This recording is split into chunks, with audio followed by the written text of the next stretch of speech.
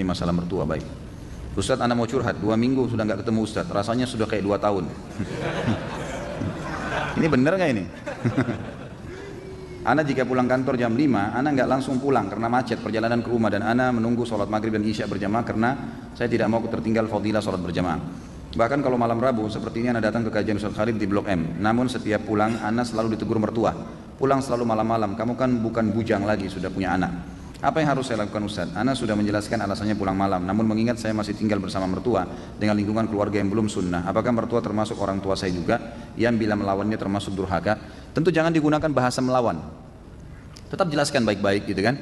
Dan saran saya di dalam masalah rumah tangga, saya sering bahasakan ini, dan Anda boleh kembali ke ceramah saya manajemen rumah tangga Islami. Usahakan kalau bisa jangan tinggal sama mertua. Emang termasuk sama orang tua kita juga. Kalau saya tinggal sama orang tua saya, berarti istri saya akan tinggal sama mertuanya gitu kan.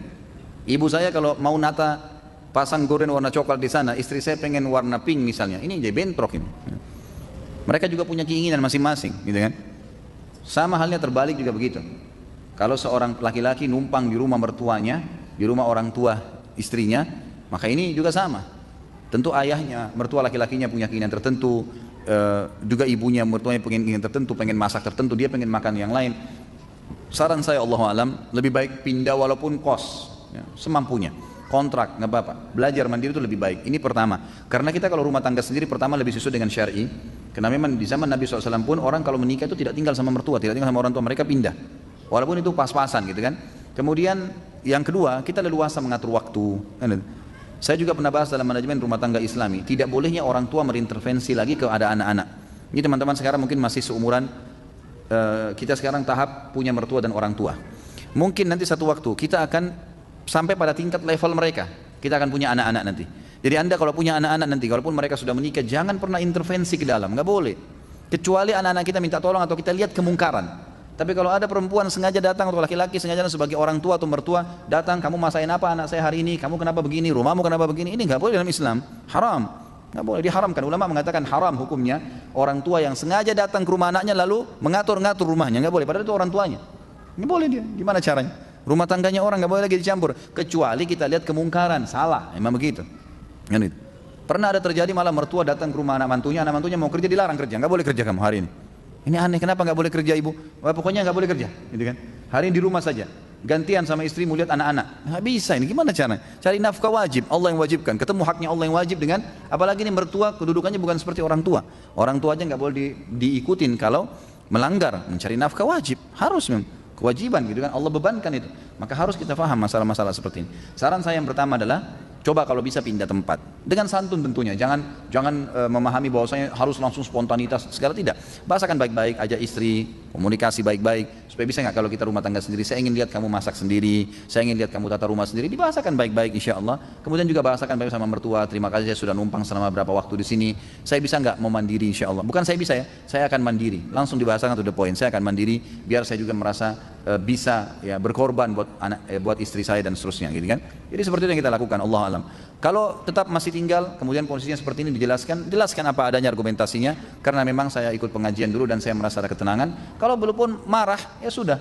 Wa idza khatabahumul jahiluna qalu salama. Tadi saya bilang, para ulama memaknakan kata-kata jahilun di sini adalah orang yang emosional, orang yang mau egoismenya besar, mau memaksakan pada pendapatnya, qalu salama. Ya udah diam aja. Udah dia ngomongnya, udah selesai. Udah. Begitu saja. Saya tahu seorang ikhwah, mertuanya setiap datang pasti ngoceh, ribut di rumahnya. Yang dia lakukan adalah diam. Udah selesai ibu, alhamdulillah, udah dia berdiri. Akhirnya mertuanya malu sendiri gitu kan. Apakah Ustadz Khalid keturunan orang Arab? Banyak teman anak keturunan Arab di Indonesia, jika ditanya dalam hal pernikahan, mereka mengatakan tidak boleh menikah dengan selain keturunan Arab, misal dengan pribumi dan lainnya. Dan harus menikah dengan keturunan Arab juga dengan alasan agar keturunannya atau marga Arabnya tidak hilang atau terputus. Apakah benar demikian adatnya? Jika demikian, anak orang pribumi tidak mungkin mendapatkan kesempatan mendapatkan orang keturunan Arab. Ini orang baru ikut pengajian apa? Karena wanita keturunan Arab biasanya cantik-cantik. Lanjutnya saya nggak usah baca ya. Ini dan kalau laki-laki tampan seperti Ustadz katanya. Ini saya nggak tambah ya. Ada keturunan memang. Kakek-kakek saya dari keturunan Yaman. Tapi saya sudah pernah bilang teman-teman sekalian, Semua ini marga-marga, suku-suku, bahasa, warna kulit, paras wajah, semua ini adalah variasi kehidupan yang Allah buat. Kita semua dari Adam dan Hawa, gitu kan? Semua dari Adam, tidak ada yang keluar dari Adam dan Hawa. Cuman Allah dengan kemahakuasaannya menunjukkan kebesarannya. Lalu kemudian Allah yang menamakan ini dengan suku-suku tertentu. Itu dulu yang pertama. Dan dalam Islam tidak ada rasisme. Nggak ada dalam Islam, saya Arab, saya Indonesia, saya bule, saya ini tidak ada dalam Islam semua itu. Karena kata Nabi SAW, la farqa baina Arabin wa ajamin illa bittaqwa. Nggak ada perbedaan antara Arab dan orang ajam selain Arab kecuali dengan ketakwaan. Tidak ada sama sekali, itu memang sudah jelas satu. Jadi itu asasnya, kita muslim tidak ada bedanya. Dan sudah cukup kalau masuk dalam saf sholat, mau orang Arab, mau orang bule, mau orang Afrika, sama semua masuk saf, gitu kan. Nggak ada bedanya, jenjang sosialnya, ekonominya sama. Dan saya sudah pernah sampaikan teman-teman sekalian, hati-hati dengan fanatisme rasisme ini ya, itu nggak boleh sama sekali. Jadi misalnya hadis yang pernah saya sampaikan bahwasanya ada orang-orang dari Ansar ya, dari Muhajirin, maaf dari orang-orang Ansar, dari satu orang Ansar bercanda. Ini sama-sama turunan Arab dari sahabat Nabi di Madinah waktu Nabi SAW masih hidup. Orang Ansar ini keluar dari masjid habis sholat asar lalu bercanda sama teman-temannya semua, ada Muhajir, ada orang Ansar. Dia bilang, hai orang-orang Ansar kesini yuk kumpul-kumpul. Muhajirin gak boleh ikut ya. Kalau kita mungkin, ini orang Betawi kumpul sini, sana orang Jawa gak boleh ikut. Misal contoh, bercanda. Nah orang-orang Muhajir ini juga dengar teman-temannya orang Ansar bercanda, dia juga bercanda. Ayo Muhajir kesini yuk, Ansar gak boleh ikut-ikut ya, gitu. Sambil ketawa-ketawa mereka gitu. Subhanallah, dengan hikmah Allah Nabi SAW pas keluar dengar itu. Dikatakan dalam hadis Bukhari, raut wajah beliau berubah. Lalu beliau mengatakan, da'ha fa innaha mumtinah. Segera berhentikan ini karena ini penghancuran, gitu kan. Dalam hadis yang lain dikatakan, tinggalkanlah karena ini yang membinasakan kalian. Nggak ada dalam Islam itu, gitu kan. Ini penting. Termasuk di dalamnya masalah pergaulan, pertemanan, patokannya ketakwaan, pernikahan, semua itu. Cuma memang dalam Islam, khusus masalah pernikahan, kita tidak dipaksa, gitu kan. Boleh menikah dengan siapa saja. Tetapi ada anjuran dalam Islam untuk menikah dengan sepadan namanya. Sepadan itu sekufu. Kufu itu bisa masuk juga maknanya sama makanannya, sama bahasanya, ya gitu. Sama poster tubuhnya, ya, mendekati warna kulitnya. Itu semuanya itu namanya kufu. Kata Nabi SAW begini, wa ankihul akfa aminkum, menikahlah dan terimalah lamaran orang yang sepadan dengan kalian. Sepadan ini maknanya luas ya, maknanya luas. Saya pernah berikan contoh waktu saya ceramah di Makassar. Ada kurang lebih pertanyaan, bagaimana kalau kami orang Bugis atau orang Makassar ini menikah dengan orang Jawa, Ustaz? Sama-sama Muslim, sama-sama Indonesia, tapi tradisi kami berbeda, gitu kan? Tradisi teman-teman di Jawa lain, teman-teman di Sulawesi lain. Ini dalam Islam dibolehin enggak nih kalau kami nggak mau nikah sama orang Jawa? Saya jawab, itu boleh dalam Islam. Kalau kita khawatir ada perselisihan yang akan terjadi karena beda tradisi, walaupun kita disatukan di bawah naungan Islam. Tapi boleh kalau mau nikah. Boleh tidak menikah? Boleh menikah. Itu hak mereka memilih. Masalah dia nanti menikah boleh, tapi ingat menikah dengan orang yang berbeda tidak sekufu dengan kita. Misal orang Indonesia nikah sama orang bule. Ini hidup di alam mana, makanannya lain, cuaca biasa negaranya berbeda, kemudian kita juga terbiasa dengan makanan, terbiasa dengan pakaian dan seterusnya, lalu menikah. Bolehkah sama-sama Muslim? Boleh.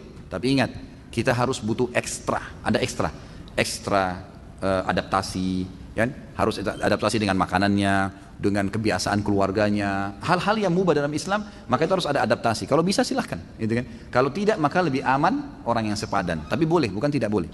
Kita lihat Nabi SAW waktu di zaman beliau itu ekspansi Islam sudah ada ya. Tapi rata-rata istri beliau dari orang-orang Arab di Madinah dan di Mekah, gitu kan?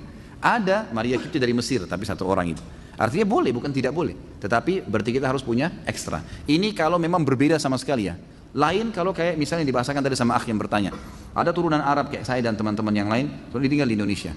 Sudah sebahasa, sudah sama-sama sama cuacanya, sama keadaannya. Maka tidak ada masalah. Dan orang-orang yang fanatisme seperti ini sebenarnya tidak benar, gitu kan? Mengatakan kami turunan Arab tidak boleh nikah kecuali dengan orang Arab, itu pemahaman agama nggak benar. Bilal radhiyallahu anhu dinikahkan oleh Nabi SAW dengan Zainab, gitu kan?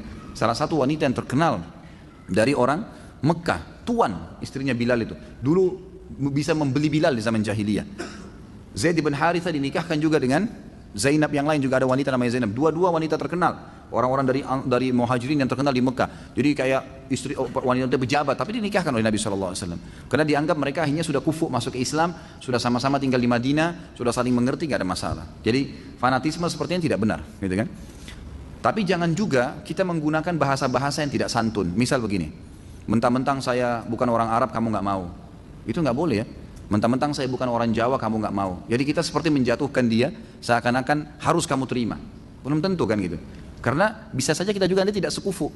Nanti gini, ada orang, saya kasih contoh yang lain. Ada orang sekolahnya terlalu tinggi, si laki-laki atau si perempuan, menikah dengan orang yang tidak berpendidikan misalnya. Dan ini nanti mungkin bisa masuk tapi harus ekstra adaptasi. Karena retorika bahasa berbeda, ini berbeda memang nggak bisa gitu kan. Maka akan sulit. Ada bisa tapi adaptasi ekstra. Beda dengan orang kalau sudah satu bahasa dari satu kampung sama makanannya. Kita sebutin makanan apa dia sudah paham. Ya, udah langsung tahu kan berbeda. Ini sudah lebih paham. Ini kan lebih enak masuknya tapi tetap boleh, bukan tidak boleh. Dan saya bilang teman-teman saudara turunan Arab atau turunan yang lain seperti ini fanatisme nggak boleh dalam Islam, tidak boleh. Tapi kalau ada orang melamar dia lihat takut anaknya nggak sekufu dia punya hak untuk itu. Misal orang ini memang terlalu jauh tidak mengerti sama sekali keadaan keluarga itu, boleh. Dari manapun dia punya hak untuk itu. Yang ini mesti difahamin. Allahu a'lam.